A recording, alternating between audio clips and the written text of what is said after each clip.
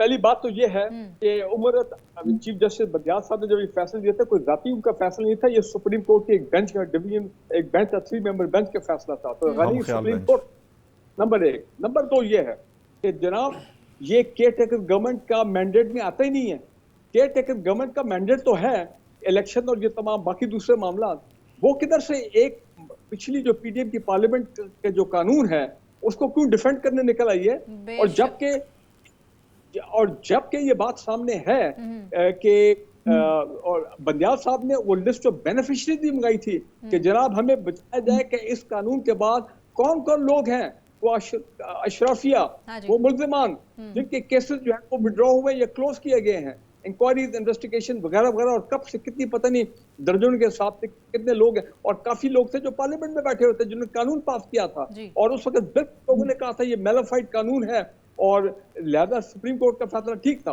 अब मेरा पॉइंट ये है, वो ये कि जनाब आप मुझे ये बताएं कि ये जब एक तरफ तो केयर टेकर गवर्नमेंट अप्रूवल दे रही है कि नैब में सीनियर फौजी अफसरान, ब्रिगेडियर और बिलो हाजिर सर्विस वो जा रहे हैं, उनकी तैनाती हो रही है नैब में, किस लिए? वो कोई चाय पीने गप लगाने नहीं जा रहे।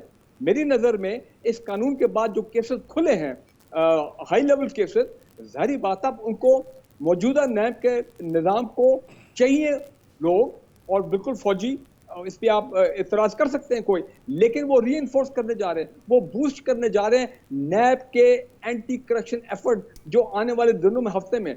एक तरफ ये गवर्नमेंट अप्रूव कर रही है, दूसरी तरफ जनाब जाके सुप्रीम कोर्ट में रेफरेंस दायर करते हैं और फिर विड्रॉ करते हैं, और सुप्रीम कोर्ट कहता है जी 15 दिन के बाद दोबारा आप जो डिटेल ऐड करना चाहें वो आप ऐड करें। कहने का मतलब ये है कि केयर टेकर गवर्नमेंट क्यों एंटी करप्शन को सपोर्ट नहीं कर रही है।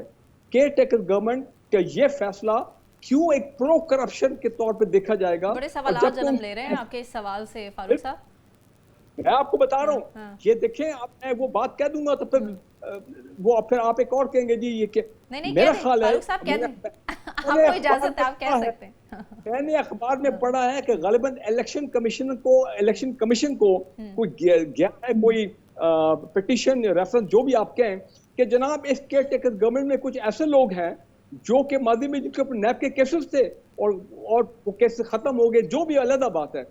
कहने का मतलब ये तसलसल की बात जो कर रहे हैं इसको भी ध्यान में रखें। सही है। ये गवर्नमेंट का जो फैसला है ये कंट्रोवर्शियल है, और मैं बता दूं कि सुप्रीम कोर्ट कैसे हो सकता है जनाब कि सुप्रीम कोर्ट जो है वो अपना प्रो करप्शन वाला फैसला दे कि हाँ जी हम इसको बहाल कर, पहले अपना वो जो बंदियाल साहब के फैसला को स्ट्राइक डाउन करते हैं, और जनाब ये पार्लियामेंट ने जो लॉ पास किया वो ठीक है, और जनाब करप्शन लीगलाइज होगी, 50 करोड़ के नीचे से कोई केस नैब के पास जा नहीं सकता,